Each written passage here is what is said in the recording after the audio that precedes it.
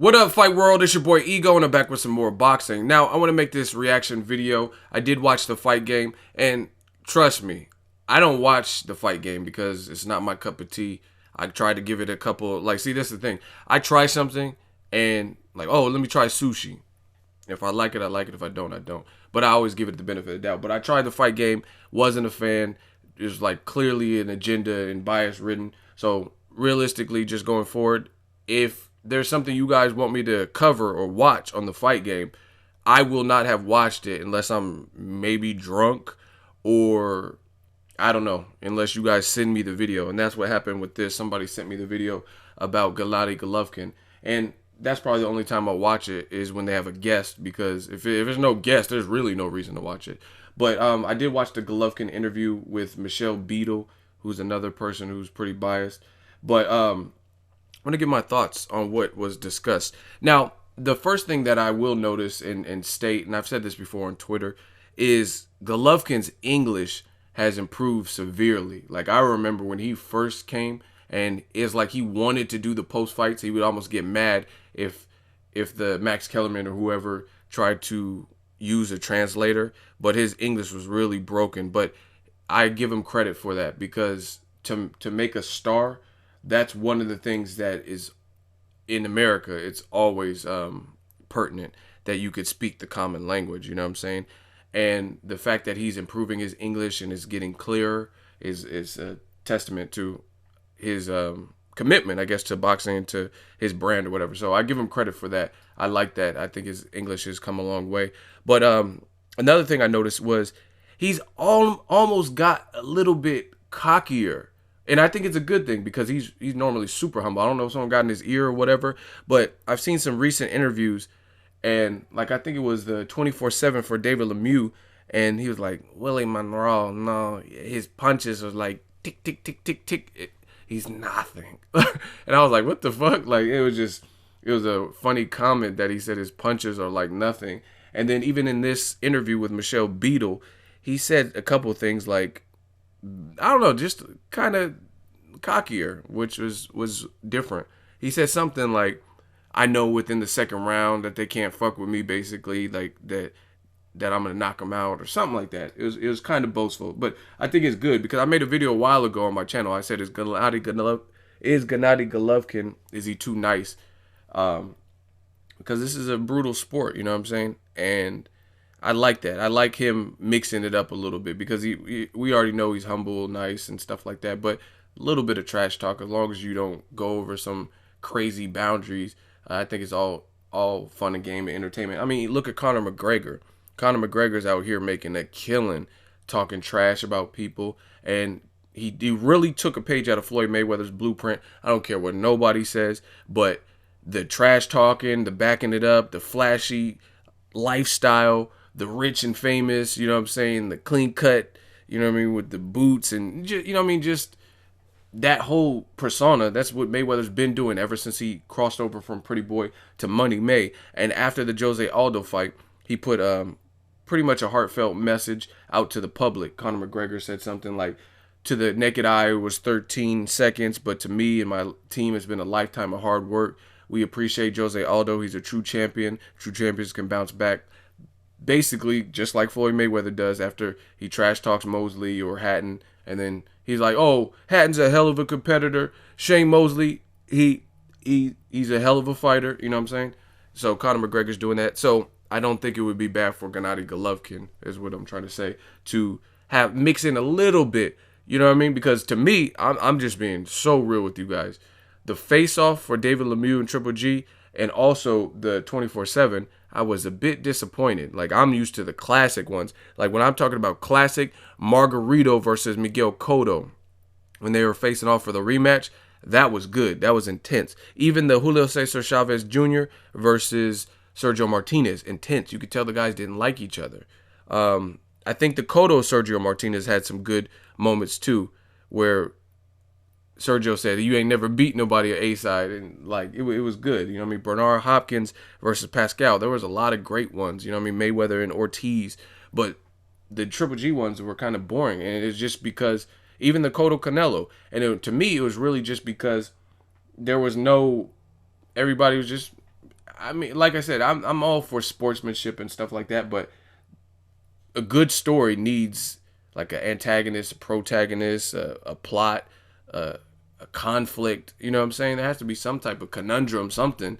And it was just run of the mill with the Triple G Lemieux.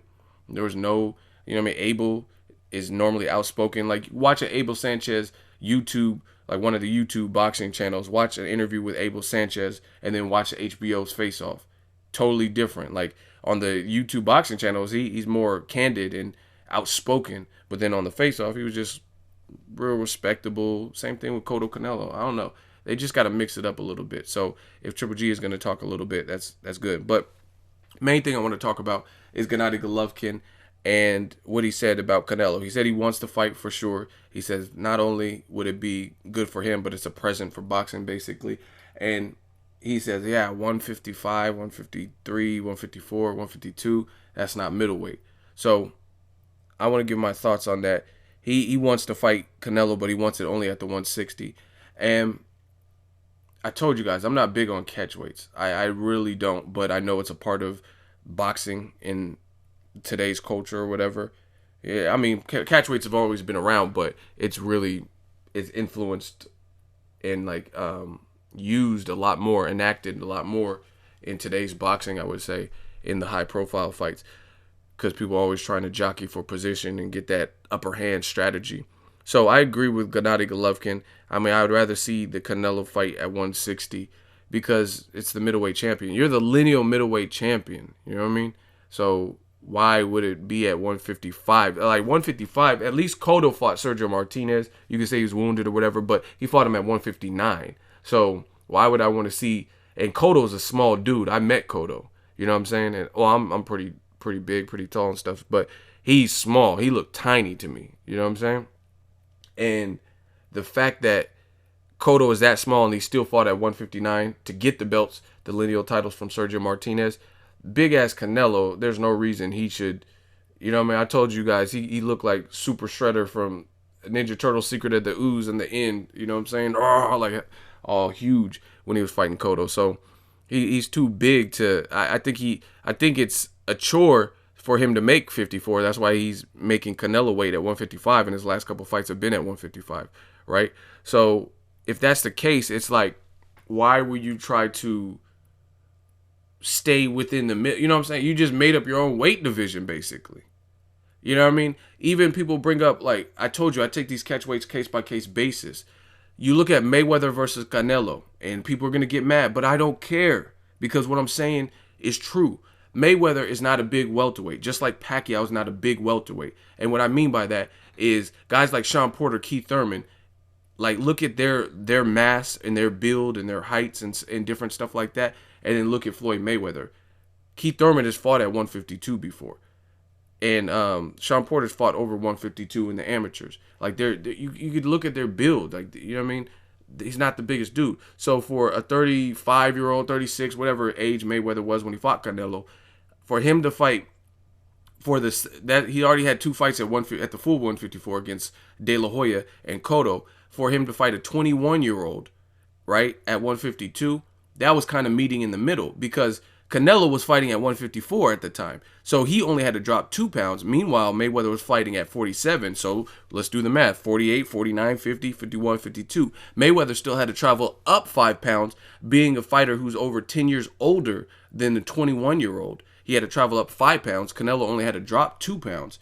So to me, that made a little bit more sense, especially since Mayweather's resume at the time, like, I mean, he didn't have to fight Canelo. Like, of course, I wanted to see it, and it's good that he did fight him, but I'm just saying he didn't have to. He had already done a lot in the sport, right? So he traveled up 5 pounds to fight Canelo. And if you're 21 and you can't make weight, you struggle to make weight, then you have real life issues, because you're disciplined or you're in the wrong division. Because the younger your body is, the more abuse and the more flexibility it has, period. I know fitness, and that's just the way it goes. Even me eating, like, I used to eat like shit. Like, I used to, when I was 21, 20 and stuff like that, I used to eat Taco Bell, Jack in the Box, all kinds of Pizza Hut, whatever, and have no effect on me. The older I got, I couldn't do that. You know what I mean? I couldn't just eat all wild and drink and get no sleep and different stuff that I could do when I was 21. That's a fact.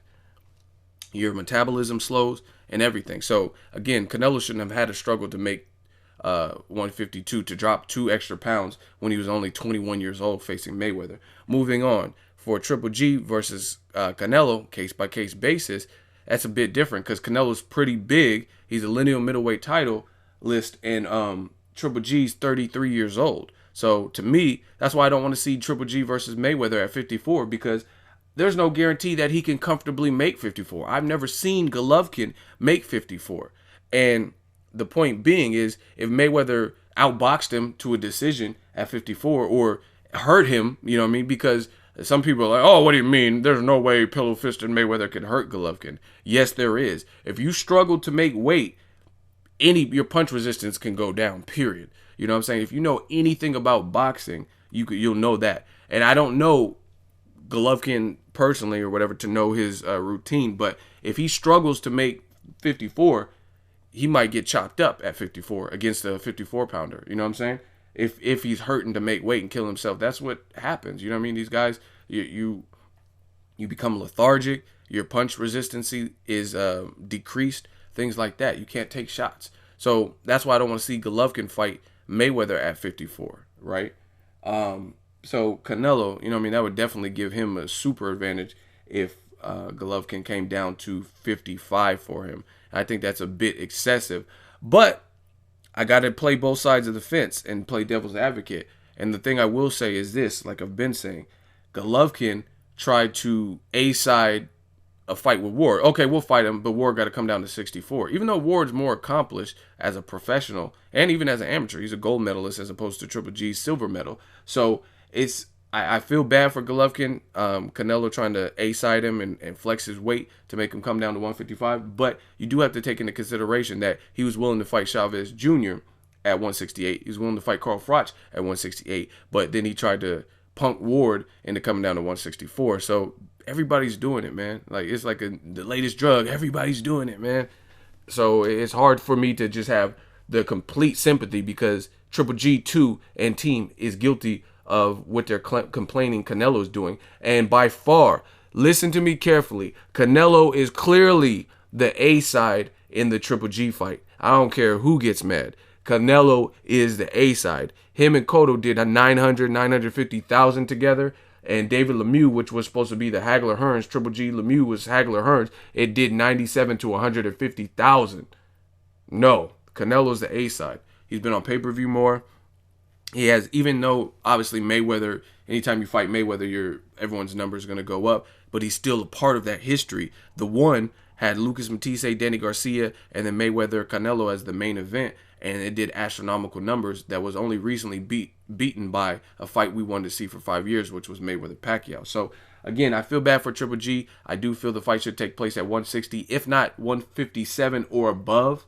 You know what I'm saying? If Canelo really wants to flex that, but I do think Canelo, truthfully, to be honest and fair, I do think Canelo's big enough where he can easily make 160. So it's going to tell me a lot by who both fighters fight next, Triple G and then also Canelo. If Canelo fights somebody at a catch weight, then to me it's not that much of a sure thing that he'll fight Golovkin, and it's not much of a sure thing that he'll fight him at the full 160, because if I were his team, the Reynosos or whoever, Team Canelo, I would want my fighter, my young fighter, to get acclimated. And fighting Gabe Rosado or something at 157 is not going to fully prepare you. You might as well, if you're going to fight Rosado, you might as well fight him at 160. Rosado has experience at 160 and really test yourself, because you don't want to go in with the number one middleweight killer, you know what I mean, the guy who most people perceive as being the top middleweight at the full 160, and you have no experience at 160 at all. That just, to me, that doesn't make sense. Kind of like Andre Ward. Doesn't really make sense to go in with the number one light heavyweight like a Sergey Kovalev or even Adonis Stevenson with no type of experience other than the amateurs at that particular weight. And that was years ago. So I think it's going to show me a lot based on who Team Canelo picks in their next fight. Hopefully they pick someone at 160. and that'll be a good sign that the Golovkin fight is a possibility. Drop it in the comment section. Let me know what you guys think. Make sure you like my video as always. Hate, comment, and subscribe. Till next video is Ego signing off. So if you enjoyed this video and want more content like this on the channel, you can show your appreciation by going to the PayPal donate button or the YouTube support button. And you can donate any amount that you feel is equivalent to the value of this video. Much more to come. Thank you guys for your support. Boxingego, the future of boxing.